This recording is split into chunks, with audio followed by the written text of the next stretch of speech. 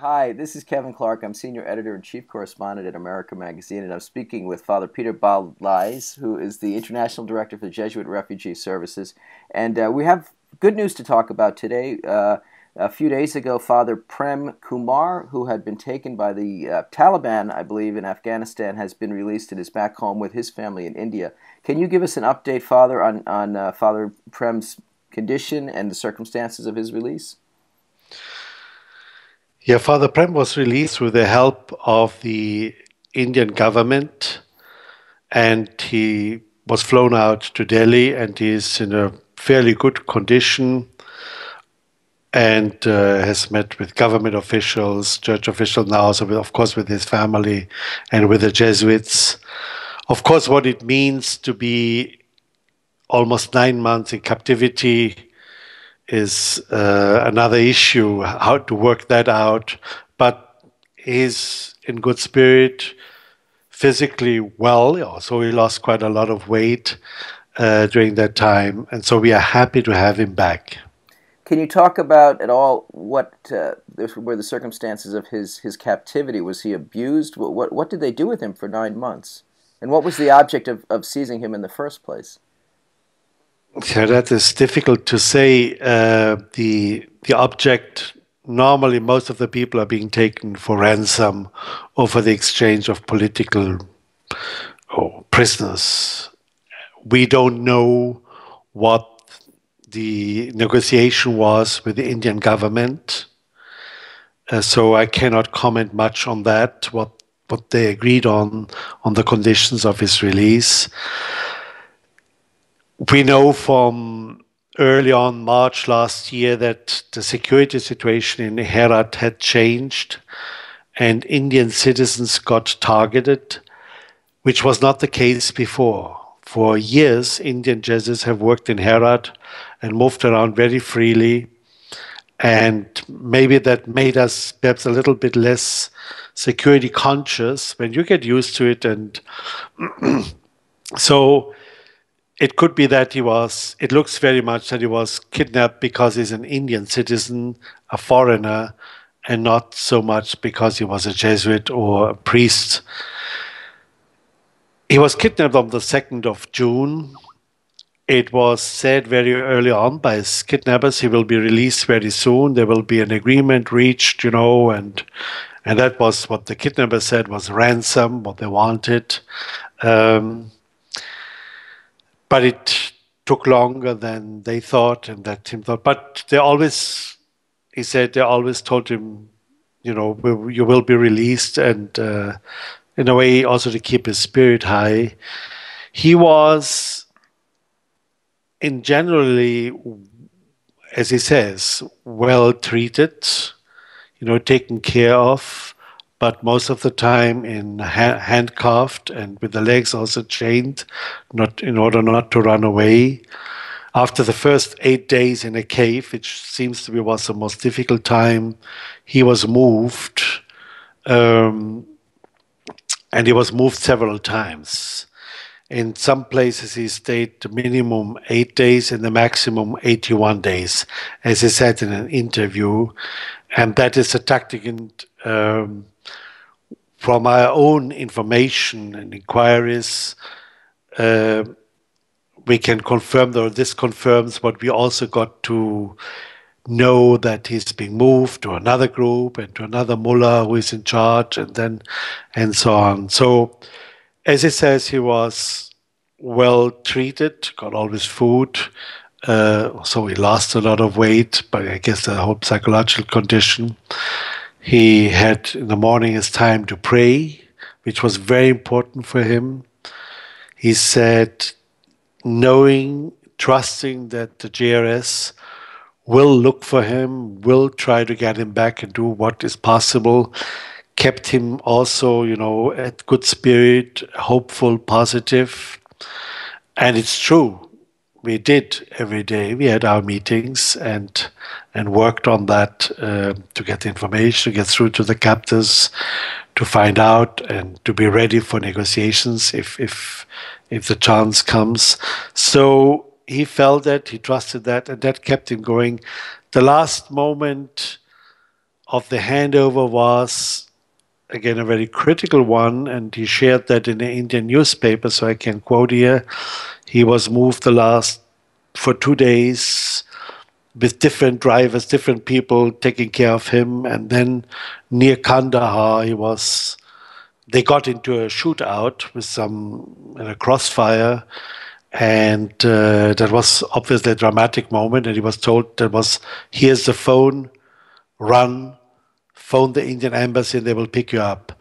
Obviously, that was an arrangement between the captors and the Indian government or security service to deal with that. So this was a very critical moment, and we, from our own efforts, were also prepared for that critical moment of a handover. How do you prepare for that in case it happens? But happily, it has been handled by the Indian government, and obviously it was successful. We are grateful for that. So if I understand you, the Indian government paid some sort of ransom to the Taliban in. No, we can say nothing about that. We don't know anything, and we don't know. Yeah. We can only talk from other cases where ransom has been asked or the exchange of prisoners. This is an area I can, and we have to be truthful, not comment on. No, what we cannot say anything. We don't know, and we cannot say anything on what the negotiation and the conditions were reached by the Indian government and the captors. Yeah. Even there, we need to be more careful. Yeah, might have been Taliban groups. We also believed it is, but at the end, we don't have a full proof. It could just be a criminal gang that. Yes, exactly. Yeah. For some time, we also believed we deal rather with a criminal gang who just wants money. Whatever this part, we will probably never know. And as I say, for us, it is important he's back, and we are grateful that somebody could get him back alive, and that's the Indian government. So we are grateful for that. What has been the impact of your operations of this incident in Afghanistan in particular and in the rest of your throughout the world where you're in some of these hotspots? The impact on the operation in Afghanistan was that we just, after a short period of closing the school in Sohadat, we reopened all the programs in Afghanistan after a few weeks, or after 1 or 2 weeks. In Bamia and Kabul, also in Herat in the technical school, and then a bit later, within 2 months, the school, because we felt, of course, it's our mandate, the children would lose their education, and we would also lose kind of the favor of the community, because we needed the community, the elders, the local leaders, to help us to reach out to the captors and to Prem. So it is very important to keep going. It also, in all other places in the world, of course, we carried on. The one impact, which is, you can't even call it a fruit of it, is that our security concern and preparedness has come to another level. We need to enhance our, call it the security culture in our organization.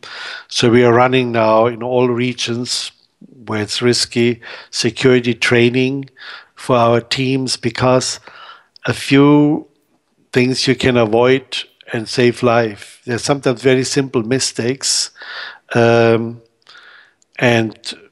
that we can really improve. So that is the overall impact. You're not thinking of leaving any countries where, say, a Muslim or Islamic extremism is a threat to humanitarian programs?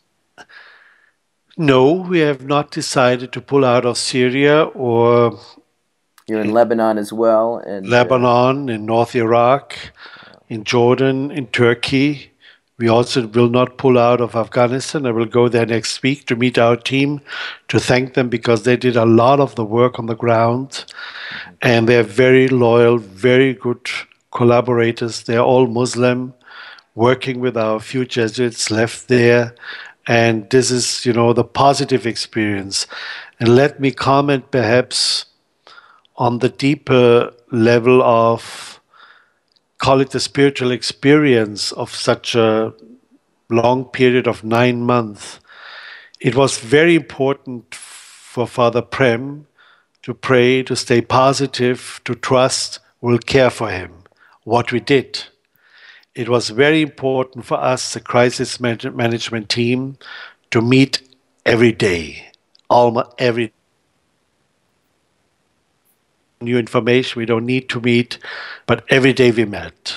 Every day the negotiation team trained, met, made a report. So we dealt with it every day. And this is very important with how to deal with a crisis, how to deal with something which we would describe as evil. It's bad to kidnap a person, threaten the life and whatever, and make, pressurize others with that. Um, it's bad. How do we deal with that? How do you cope with that without being affected by it? Because normally you would start to hell with those, and so on. Yeah, sure. And it was so important, also with the help of an advisor to the crisis management team, to the negotiation team, and our own kind of spiritual attitude to it, and the prayer of many, many people around the world in India to stay positive, to stay hopeful. We never got the message that he's dead. We always got the assurance somehow from informants he's alive, he's well, and so on. That kept us also going. So, and I think this momentum, to keep the momentum, you have to stay positive, hopeful. And that is very, very important for the hostage and for those who work for the release. So we did not do the final kind of stroke, that the Indian government did, but of all the time we kept the interest. The message went out to the captors. They want him back. There's room for negotiation. We informed them. We met several times regularly. The Indian government. Are they doing something? And at some stages, they said we know more than them. But so altogether, the effort of many people on the different levels was important to reach that final outcome that he got released. And very important, as I said, to stay positive, to stay hopeful, and to keep going. Yeah. So, how would you say is the morale of the team now, and of Father Prem Kumar himself? Is he thinking of going back into this kind of work in Afghanistan or elsewhere? Oh no, Father Kumar has been flown out right away. Hmm. Directly from Kandahar to Kabul to shave his beard. He had a long beard and looked a little bit like a Taliban, if you want so, and got a new shirt. And he got out on the same day or on the next day of his release. And he's in India now with the family, and then we'll stay some time with the Jesuit community to relax, but also will get kind of psychological help, somebody who can help him, working through the trauma. And then we'll take it from there. For us here, we are very happy, It is like a burden taken from your shoulder. You get used to it that you carry that burden every day, the meeting every day, thinking of prayer. You feel a little bit lighter when it's his back. Yeah. It's over, and that is a very good feeling in the team. And there's a lot of joy here, also in the international office and across J.R.S. But no one is. I mean, I don't. When you talk about it in taking precautions or improved security, we're not talking about hiring armed guards, are we, or anything like No, that? no, Or no, no, no, no. That's not the thing. yeah. You see, we have a very good security advisor who actually is a highly appreciated security advisor to the UN, who says, I have seen too many colleagues dead because some small rules were not followed. Mm-hmm. So he's helping us with our HR officer to run through all J.R.S. Security trainings. And there is a whole range, you know. Different organizations have their own way of securing their thing. We are very much a grassroots organization, very much community based. In general, the community is our best protection. Yeah. And in reality, if I may say so, since Father Prem shared it also on the news, there was a threat against Indian citizens. It was just maybe not taken seriously enough. Or Father Prem was supposed to fly out, and then his flight was cancelled. So he came back to the school. Actually, nobody knew that he's going to come back, but there was an informant in the school, and we found that also out. Somebody phoned the kidnappers, those who wanted to kidnap him. So again, a small little thing, you know, a split second, maybe playing down the security thing. No, they don't know. I can go. Yeah. To avoid such mistakes, that's what I mean. For us, it is not to have armed guards to go that road, no. But to be more careful, you know, the way in the movements. There are a lot of small daily things one can observe in order to reduce the risk.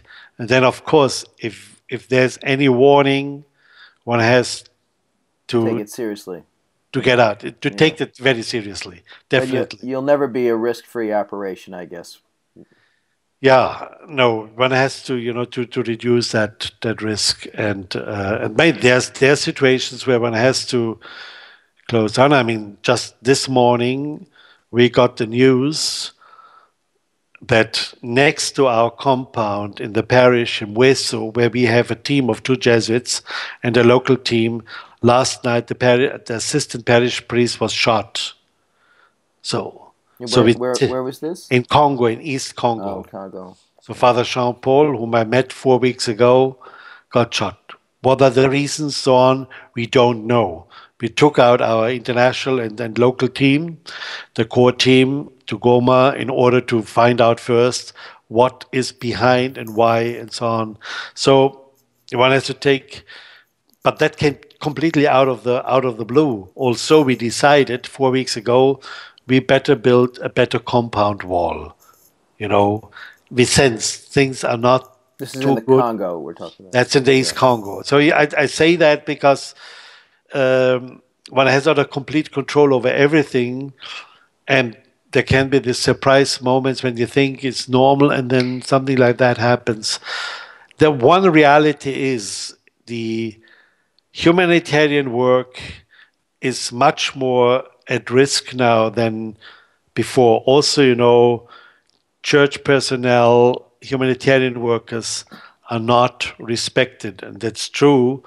There are areas where we are being told, although the UN, like in North Cameroon, because of Boko Haram, don't get close. No, let's say, non-African face. We have in Lebanon a country director. You don't go to Baker Valley. It's risky. Only some local staff who know very well. You don't go. So we take our steps and define also where people can go or not as a measure. So it doesn't mean to go with arms. We don't. That's not our road. But a lot can be done to. It sounds like you're making use of local people, your local assets, to get the job done when your team. Yeah, most of the work is done by local staff, you know, Yeah. and often they know better and they sense better. They pick up better from living there what's going on, and if one has to be careful. I often say our drivers are our best security guards and security officers because they know what's going on And they know what alleys to get out of too when they. yeah, and they know also when to act. So that they have at several occasions helped us, you know, to spot the danger at the right moment, and so that's yeah. Okay, well, we've been talking about the release from captivity of Father Prem Kumar, speaking with Father Peter Balleis. Did I finally say it right? No, That's boy, correct. It's a close enough. nice new pronunciation. I like it. Okay, yeah, maybe you could change your name to something I can say, and then we'll Yeah, be okay. Balleis. Okay, That's who is right. the International Director for Jesuit Refugee Services. Thank you so much, Father Peter, for spending the morning with, well, my morning, your afternoon. Yeah. And, we're all very happy to hear Father Prem has been returned safely, and we'll continue to keep you and your mission in our prayers here in the United States. Yeah. Thank you very much. Okay. Goodbye.